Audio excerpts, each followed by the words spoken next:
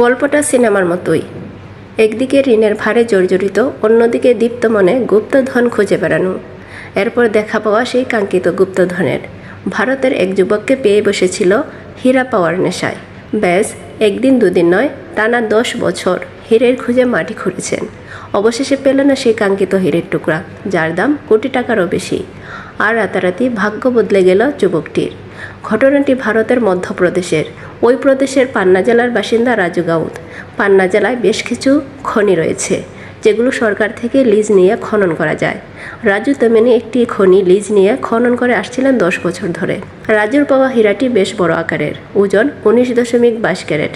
হীরাটি সরকারি নিলামে প্রায় বাংলাদেশি মুদ্রায় 1,12,00,000 টাকার উপরে। রাজু বলেন, আমি ভাবতেও পারিনি এমনভাবে আমার ভাগ্য খুলে যাবে। নিলামের পর আমি যে অর্থ পাবো তা আমার অর্থনৈতিক দুর্দশা লাঘব করবে এবং এই অর্থ দিয়ে আমি আমার সন্তানদের পড়াশোনার খরচ চালাবো। তিনি আরও বলেন, হীরা থেকে পাওয়া অর্থ দিয়ে তিনি ভালো একটি বাড়ি নির্মাণ করবেন।